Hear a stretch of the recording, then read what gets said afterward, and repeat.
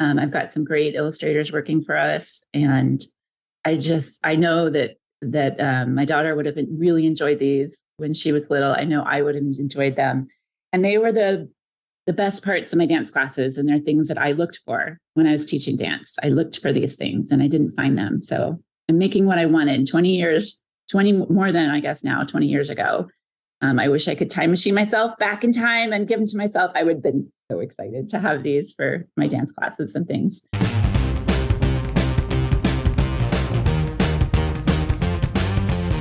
Welcome to Amy Liz Harrison's podcast, Eternally Amy, a mum of 8's journey from jail to joy. A Gen Xer who overcame her struggle with alcohol to become a best-selling author and mental health advocate. She shares stories of hope and offers ideas for others struggling with mental health challenges, spirituality, ADHD, or maybe just family, travel, and logistics. One thing is for sure, you'll leave with something to chew on. And now, here's your host, Amy Liz Harrison, with your mystery meat sandwich. Well, greetings, compadres. Oh my goodness. Listen, I wanted to start out just by reading a quote because I have an awesome guest today. And I just wanted to read a little quote that resonated with me from Don Miguel Ruiz. I usually start off with a quote, the mystery meat sandwich. And here it is. The real you is still a little child who never grew up. Sometimes that little child comes out when you're having fun or playing, when you feel happy, when you're painting or writing poetry or playing the piano or expressing yourself in some way. These are the happiest moments of your life, when the real you comes out. When you don't care about the past and you don't worry about the future, you are childlike. But there is something that changes all that, and we call them responsibilities. Bum, bum, bum. Adulting, right?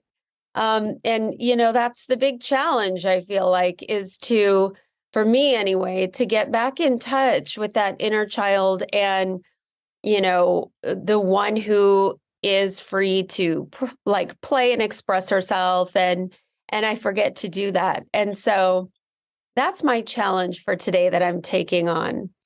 So this is exciting, you guys, for my chaplain's chat today. I'm moving into that. Teacher Terrel and I've got Teacher Terrel here, and we met at 20 Books, the Vegas conference I went to in November, and we had lunch together. And I might add, this was crazy. So imagine trying to get 1,000 authors through a Johnny Rockets in 30 minutes. So we made it. We survived it. So I consider us the survivors of the 20 Books Vegas Johnny Rockets lunchtime rush incident. She's just a pleasure. So I'm so excited that she's here. So Teacher Terrel, I'm going to read your bio just so people have a little bit of a background. Teacher Terrel taught dance all over the East Side for decades and was honored by Redmond City Council for embodying the spirit of partnership and commitment to children in our community. For her work with young dancers. She arrived in Seattle after a Peace Corps stint in Africa and has also worked with nonprofits supporting kids. Her daughter, Ballerina Kay, was in the Pacific Northwest Ballet's professional division when COVID hit. And now she is a company artist with Ballet Idaho. Once Upon a Dance offers movement, joy, and imagination through stories. Their catalog of 25 dance books includes Dance It Out, Creative Movement Stories, and that spans ages 3 to 9. Dancing Shapes is ages 6 through 9. Ballet Inspiration and Choreography Concepts is for ages 8 plus. And then she's got some other teaching resources, and visit dancestories.com to learn about Teacher Terrel.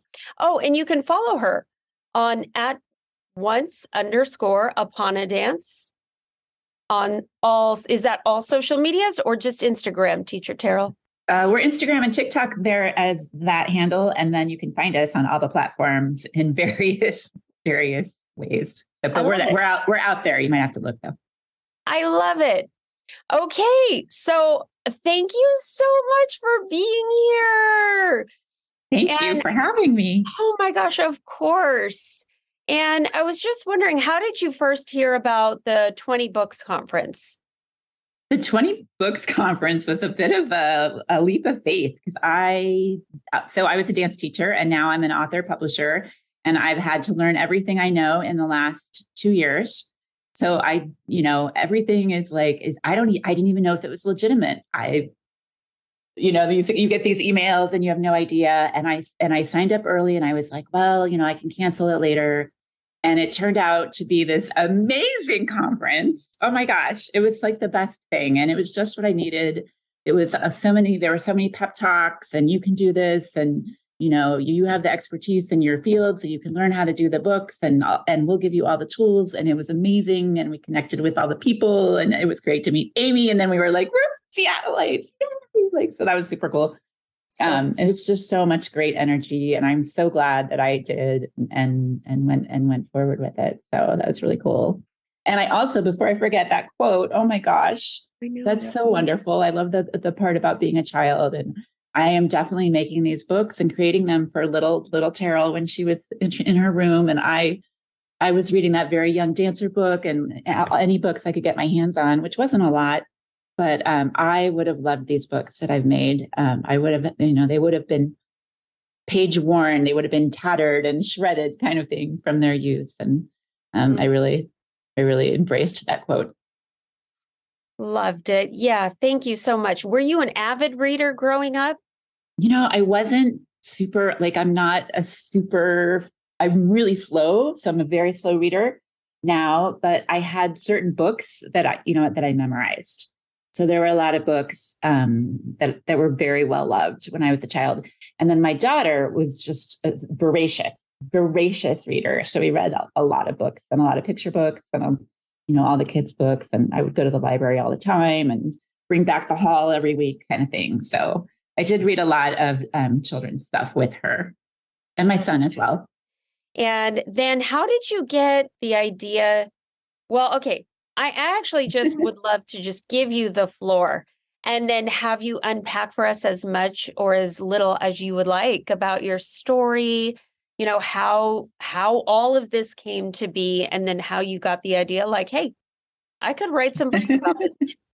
Yeah, I'm a little bit of that, that poster child for do what you love. I feel like so much of what I've done in my life was leading up to making these books. And I didn't really realize that until probably 8 or so months into the journey. But when I did, it was like, yeah, this is like everything I've ever done, fed into this. So I was a pre-professional ballet student when I was younger. I quit in the 9th grade. And then I just kept coming back to dance in my life. Like I went to college and joined a performance group there. And I always took dance classes in college. And then I went to grad school and I did dance there. I did African dance, which was so hard, but fun. I went into Peace Corps, and I actually ended up teaching for the university there and got involved with dancers there. And so I kept leaving dance and it kept coming back. And, I always loved it, but I never performed professionally per se. And I worked in nonprofits helping kids, and I started, did a lot of work there. And then I started teaching dance on the side. And eventually I quit kind of everything else and just focused on dance. And I built one program all the way up from the ground up in Redmond, and we did recitals and all the things. And I was, teaching all the time, and I was always learning and always engaged in child development. I had another job for a nonprofit before where I was, doing child development and parent ed. So it's like all the things, like always related to the full child and all that stuff. And when COVID hit, my daughter and I teamed up and we were going to make one book. So of course, that was 25 books ago. We just kept going. We just locked down, kept going and going. And here in Washington, we were the first to lock down, and we were we're still kind of locked down. I still have to go, and I have mask requirements, and I have to put on my KN95 to events, to attend certain things. So just had a lot of time, and I needed a reason to get out of bed. And I, the first series we did was the dancing shapes, and that was focused on the photographs of my daughter. And I had at some point a photography business on the side, so it was kind of like that fit in as well.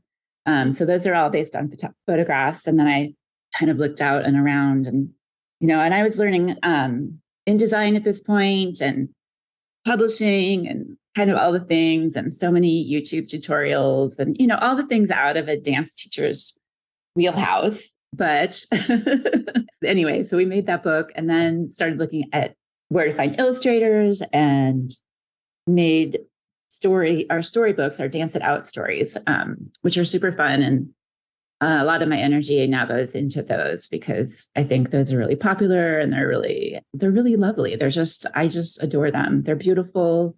I've got some great illustrators working for us, and I know that my daughter would have really enjoyed these when she was little. I know I would have enjoyed them, and they were the best parts of my dance classes, and they're things that I looked for when I was teaching dance. I looked for these things, and I didn't find them. So I'm making what I wanted. 20 years, 20 more than I guess now, 20 years ago. I wish I could time machine myself back in time and give them to myself. I would have been so excited to have these for my dance classes and things. So they're all built on, that series is all built up on things that I did, little mini stories in class. And then I really built it out into a story. And I've found some great editors along the way, and they really help make the story, more fun and more interesting. We've added like riddles into different things, and just a little bit more of a cohesive story, and putting the finesse on it. So it's been really fun. And now I feel like, I've got my team, and so yeah, I always feel like I get nothing done. It's funny because this weekend I was like, what did I do all weekend? And I spent like 8 hours on my website, just like redoing and updating my website. But then I'm like, I didn't get anything done all weekend long. So it just always feels like that. I'm always like, what have I accomplished? Like nothing. And then I'm like, I've made 25 books in 2 years. So obviously I've done something. Like I'm doing all right. So I'm just trying to get the word out, and personal connections, of course, are so valuable. So when you said you felt like you got nothing done, I was like, oh man, I totally relate. And this is something that I feel like is a common thread among writers and authors alike, is just, I don't know, when I was a kid, I wanted to write books. My neighbor down the street from I loved getting together. She would do the illustrations, I would write. Aww. And I guess I just thought, hey, somehow it magically happens, but here's the book, and now it's on the shelf. And while some of that to an extent is now sort of true because of the possibilities of indie publishing and, just the whole idea of self-publication, it's like looking behind the curtain. It's amazing. It's like almost like the Wizard of Oz. There's all these knobs and buttons and all this different stuff that I never knew about. And so yeah, it's a whole subculture. It's a subculture that we never knew about, and now we're in it. Yes. Yes. And I don't know.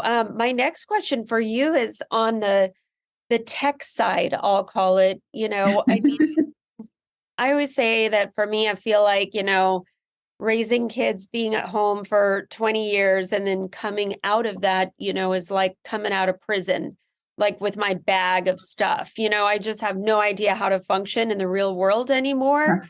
And so, when I started writing, I literally did not know how to put something into a Google Drive. I'm not kidding. Yeah, no, I didn't either. Yeah. Yeah.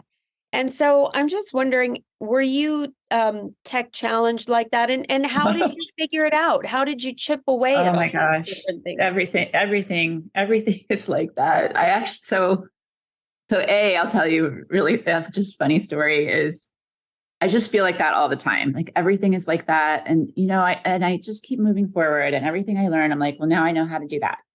I went to an Instagram workshop this weekend, and I'm like, well, now I know like at least how to do, a little more of that. So I always say I'm 2 steps forward, no steps back. That's one of my things I say. For the most part, once you create something, you have a book, or so once I've done the photographs of the book, I have that. So I'm always moving forward in little pieces, and everything I learn, whether it's how to do a Google Doc, which I only did because of the 20 book stuff, 20 books thing. So I made up this whole order form. I figured it out, and it was like a whole weekend because I couldn't get something to work, and I think it was just buggy or whatever. But anyway, I finally got the whole thing set up to do an order form for 20 books and literally never got an order off of it. But now I'm like, but I know how to do that. So many things are like that. I'm like, even if I didn't use it for this, now I know how to do that. And it's so excited. So the funny story is though, somebody on a Facebook thing really early on one of my Joey books said, "Good job, Joey."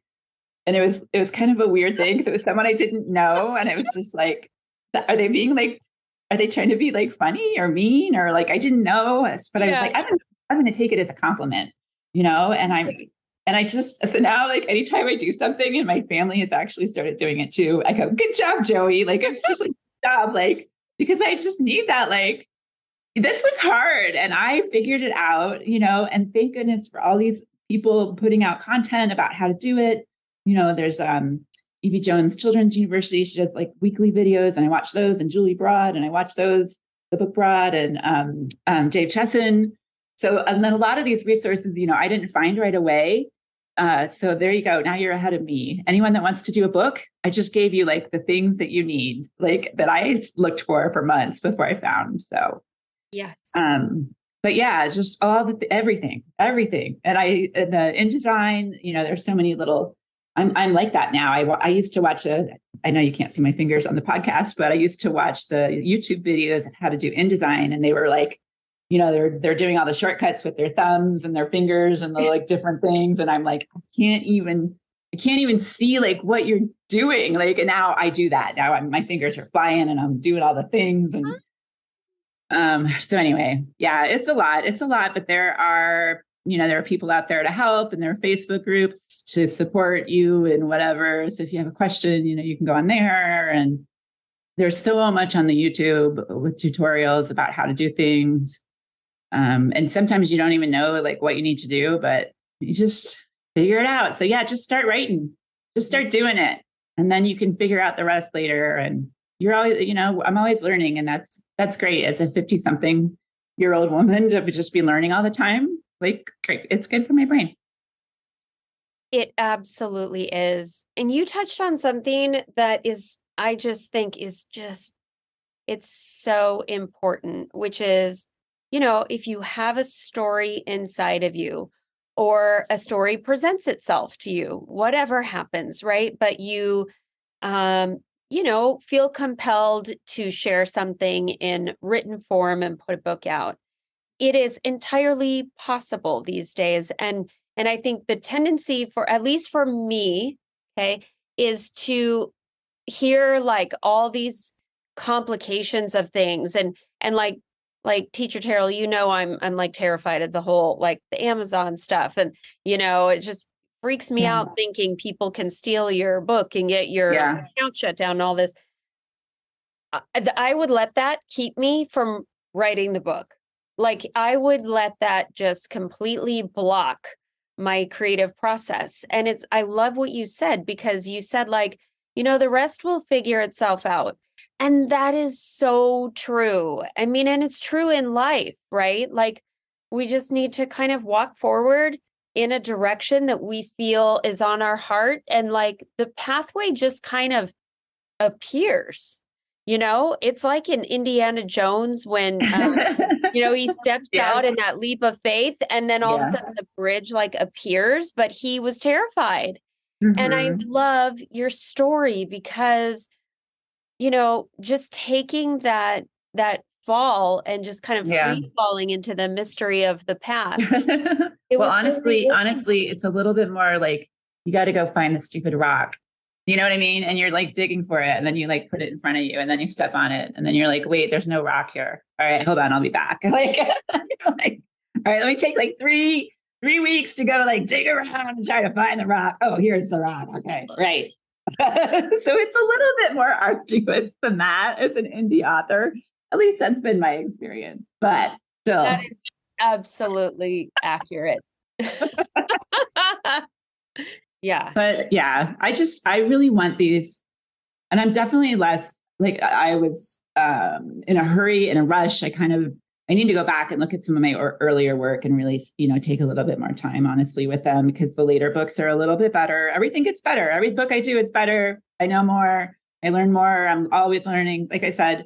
But I really wanted them out there for kids to enjoy while they were stuck at home during COVID, because I just thought that would be a beautiful thing to do while you're locked down. But now I have more time. So there's a little bit more desperation, and I can definitely go find the nice rock, the one that I want or whatever. Yeah, that is so lovely. I completely identify too with the whole, because I wrote my first book during COVID, and it was like I wanted something positive to show from being, down, stuck at home. Like Yes. I needed to do something positive. Yes. And everything I did, I did from my desk, locked down. I have illustrators in South Korea and Canada and Scotland and the Netherlands, and and you just upload it to Amazon. So it's all just it's almost like a miracle in a way. It is. I love that you used that word. And, I'm glad you touched on illustrations, because I wanted to ask you about all of that. Seeing that, okay, so you have a photography background, right? And so for those of us who don't, like specifically, I was going to ask you about your choice to use your daughter's picture, because I'm thinking about using some of my kids, sort of using some of my kids' pictures. We're going to kind of make some artwork out of it. But yeah, how did you come up upon the decision that was something you were okay with? And I mean, it seems like that's sort of a love story to include her in that as part of the book. I just think it's beautiful. Yeah.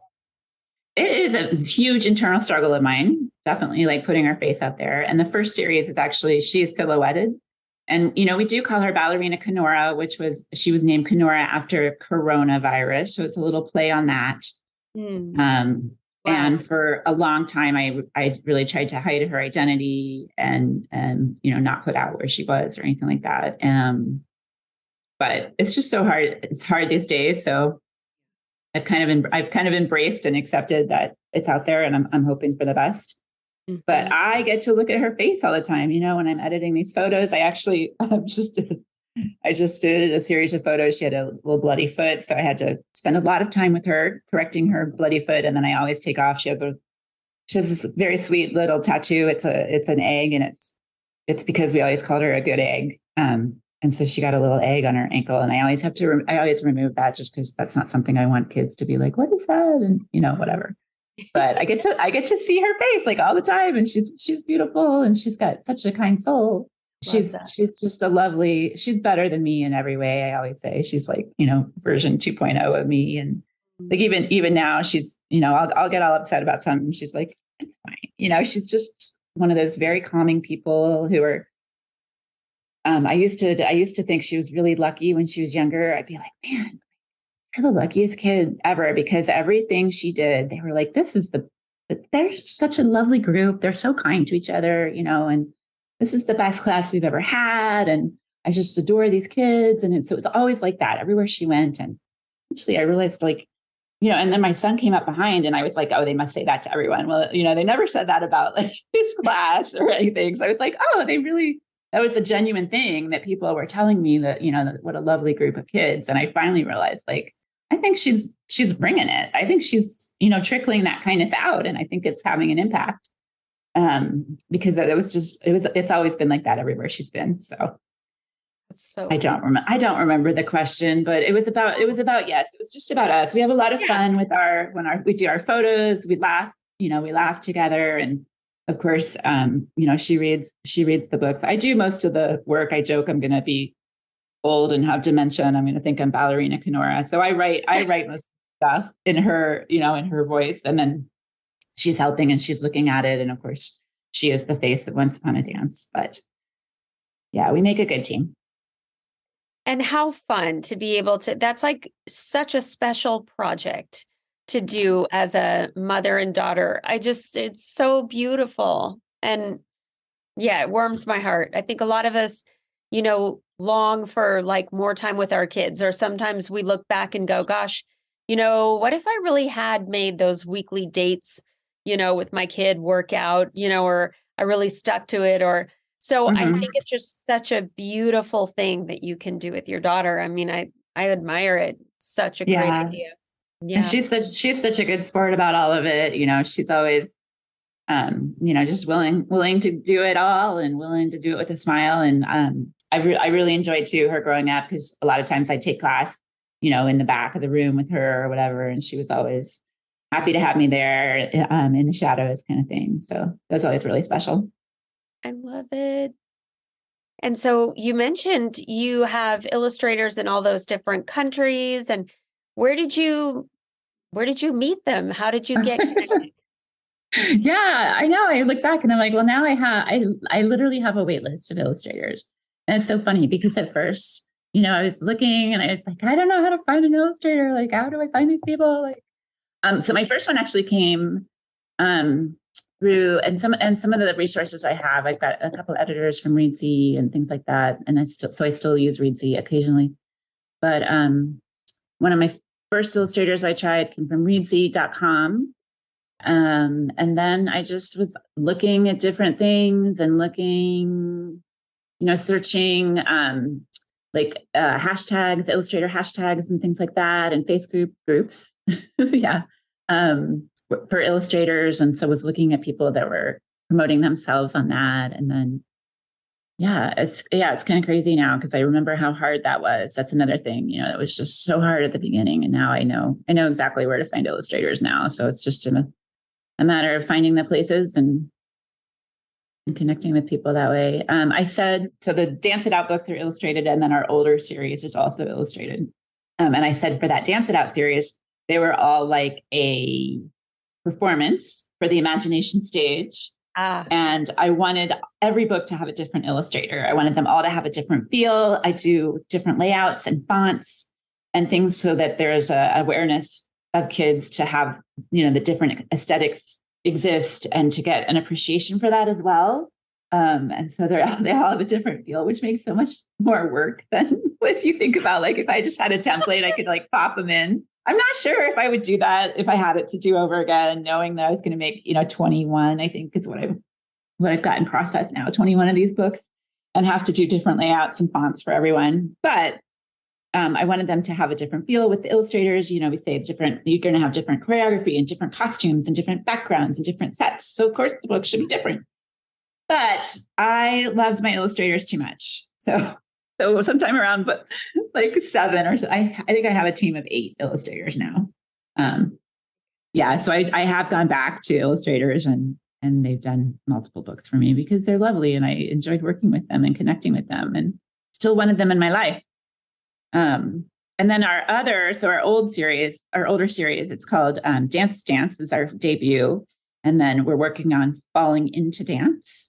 And the first one was like a deep dive into posture, basically how to stand, and a little bit of like wisdom, kind of a backstage tour of Kenora's pre-professional journey, and advice from her and things like that. But mostly like, what is the technical way that you would stand and find rotation in your legs, and just kind of the base of all of ballet, really.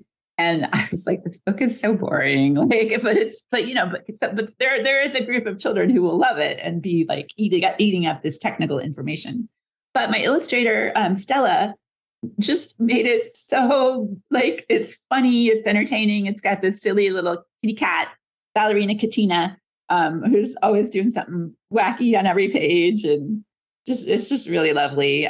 You wouldn't think a deep dive into posture would be so entertaining, but she did just a phenomenal job. And then she actually, at some point, she was going to do the second book for me, and she reached out and she was like, I just need to push this back, 6 months. Do you want to wait for me? Do you want to find someone new? And I'm like, of course I'm going to wait for you.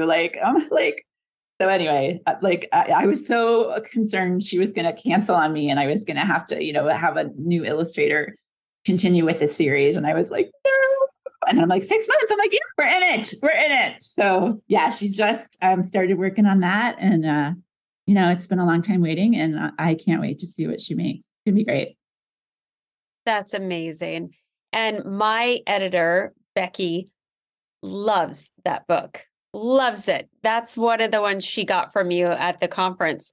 And, I love that you shared that story about the illustrator for it, because that's how Becky and I have like this kind of editorial writing, connection friendship that grew out of like a horrible experience into, oh my gosh, I can't write anything without you anymore. Like, I want you to read over every letter I write, Yes, just kind yes. of, just because we just really get along so well, we communicate so well, and, of course, became friends on a personal level. So that's I love that. It's a side benefit for sure.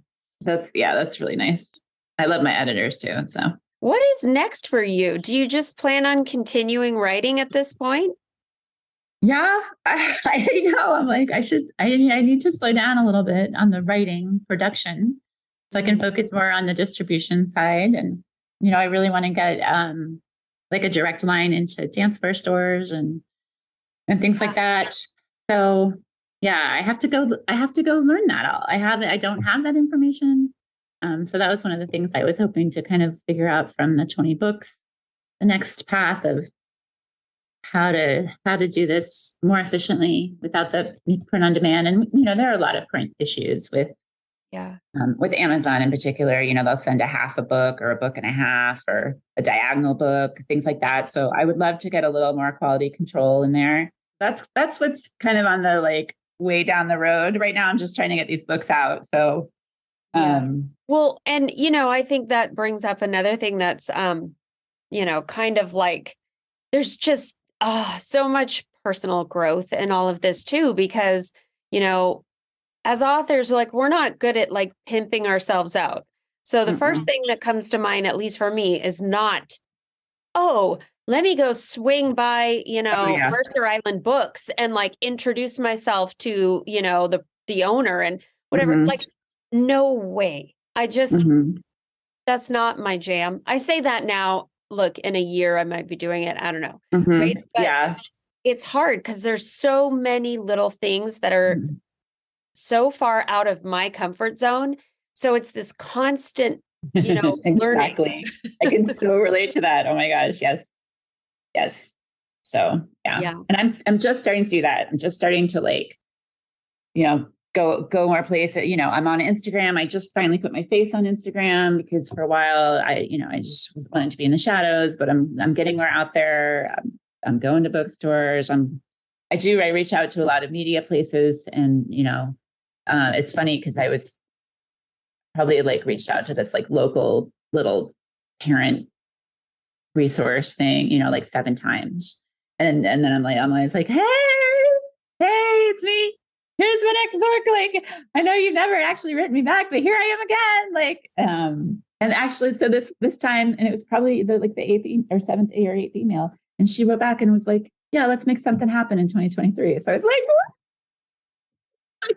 It literally took 8 emails of me being like, hey, like, so I need to do more of that. You got to, you got to put in the work and do the time. You can't just, anyway. So yeah. Oh, but it's hard. It is hard. So I'm really proud of you. Like, props to you. Because I know that's difficult. It is so hard. Painful. Yeah, for sure. And it's nice to be able to help other people.